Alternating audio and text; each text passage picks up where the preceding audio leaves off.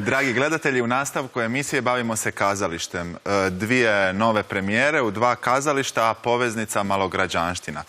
S nama je gospođa Željka Udovičić-Pleština, dramaturginja predstave Malograđani u režiji Paola Mađelija u kazalištu Gavella. Gospođo Udovičić, nova sezona, nova premijera, još se nisu slegli ni dojmovi iz Dubrovnika i Hamleta, a već premijera. Da, istina.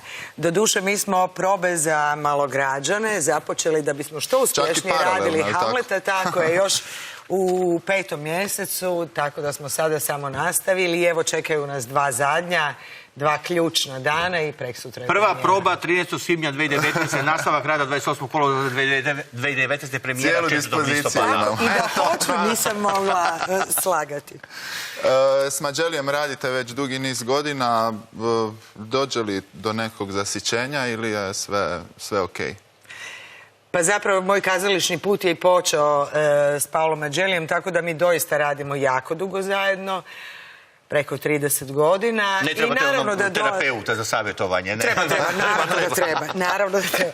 Ali naravno da radimo i on nekad radi rijetko bez mene i ja radim i s drugim ljudima, pa tako da se taman to nekako iznivelira i do zasićenja. Zapravo, ako je kreativni proces u pitanju, teško može doći. Ni Maksim Gorki vam nije baš strani autor, već ste radili neka njegova djela, sad opet idemo na Malograđane. Gavella, veći ansambl. Tako je, 14 glumaca je u ansamblu, doista sjajan ansambl. Malograđani su, radili smo to što spominjete, radili smo na Dnu prije nekoliko godina u HNK. Na Dnu bi recimo bio nekakav nastavak Malograđana, kronološki gledano. Međutim, Malograđani su prva drama koju je Gorki napisao i ono što smatram zanimljiv i što se nadam da ćemo i vidjeti svi skupa na predstavi je to da ne govorimo i ne upiremo prstima u druge da su Malograđani, već pokušavamo govoriti o nama, o sebi, dakle o jednoj malograđanštini koja nije socijalna kategorija, već koja je stanje duha. Redateljica mi je rekla, slušali su malo prije, ne čitaj, ali ja sam se začitao jer mi je interesantno. Recimo, bila je premijera Malograđanina 27. prosinca 1963. To je također jedna... U dramskom kazalištu Gavella. Prema tome, to je duga tradicija. Također su gostovali gosti iz Rusije, Dramski teatr na Vasiljevskom. To je bilo prošle godine, čini mi se, je li tako? To je bilo, prije ljeta, točno. Prije ljeta, dakle, već tradicija Malograđana u Gavelli je, mislim, na sceni, naravno. Je li Malograđanin u stvari najotpornija pojava u društvu kao žohar, na primjer, ili tako? Pa gledajte, sasvim sigurno jest, jer danas u ovo vrijeme i Gorki jest pisac utopije, on ne vjeruje u snagu društva, upravo zato i piše o Malograđanima, ali gotovo dirljivo vjeruje u snagu pojedinca, u njegovu hrabrost da će iskoračiti, da će se suočiti, da će dočekati neku promjenu ili budućnost upravo tom svojom odlučnošću. I njega suprotstavlja ovoj većini koja radije živi u svojim prestrašenim, tijesnim, uskim životima, jer nema snage zapravo zakoračiti dalje. A svaki od nas ima neku utopiju koju nije realizirao. Svaki od nas se suočio nekad s nečim, pa je rađe ostao u nekom udobnom nečinjenju, nego da se usudio reagirati, zakoračiti, nešto napraviti. Tako da je svaki od nas negdje u nekom trenutku bio takav. Pogotovo danas kada smo doista stješnjeni ovim društvenim okolnostima, pritom ne mislim na nikakve hrvatske društvene okolnosti, već uopće na ono što se događa u svijetu i u Europi. Prema tome, to nas sve negdje frustrira i stješnjuje. I sad je pitanje tko će naći hrabrost, a tko neće da iskorači. Ostaćemo u istoj temi kao što smo i najavili, ali otićemo 3 ulice dalje u Zagrebačko kazalište mladih. S nama je Adrian Pezdirc, mladi glumac iz ansambla ZKM-a.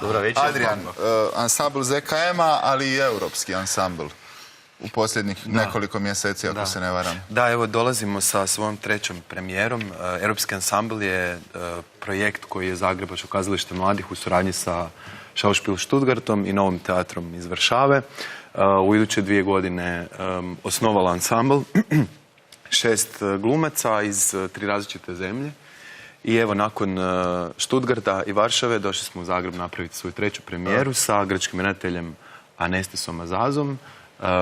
Tekst Vječni malograđanin, odnosno roman Odana von Horvata. I eto, premijera nam je 10.10. U završnoj fazi smo Je li tu bilo nekakvih dogovaranja oko teme ili je to slučajno ispalo? Ne, da. Sasvim slučajno.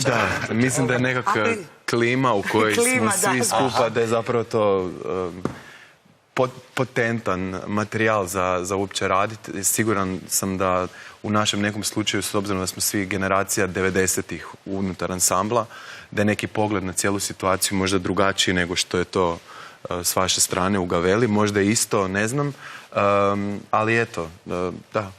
Tema je tako. Obzirom da ovaj projekt obuhvaća cijelu Europu, glumci su iz Poljske, Hrvatske i Njemačke, jedno lijepo iskustvo, a i reci nam ove prve 2 premijere, kako su prošle?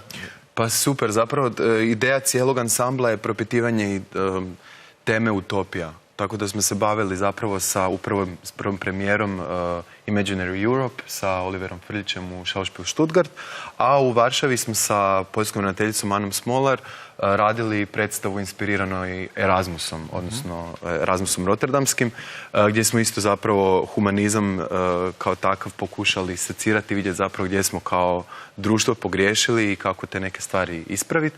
Sve 3 predstave dolaze u Zagrebu u 11. mjesecu, pa ćete eto moći vidjeti šta smo napravili u nekoj ideji, a za sljedeću sezonu nas tek čeka zapravo posao.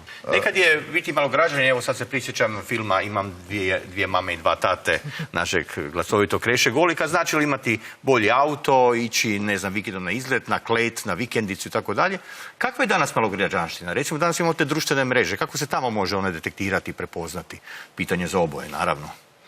Pa ja mislim da je u nekom zadovoljavanju nekih društvenih normi, očekivanja, u kojima zapravo se premalo preispitaš zapravo zašto uopće nešto stavljaš, zašto uopće scrollaš, koliko vremena provodiš na određenim. Ja sam prije 1-2 tjedna instalirao nekakvu aplikaciju koja mi računa koliko sam u 7 dana bio na Facebooku i Instagramu, pa mi je izašlo 27 sati, što je kao nemaš osjećaj i zaista... 4 sata dnevno. Da.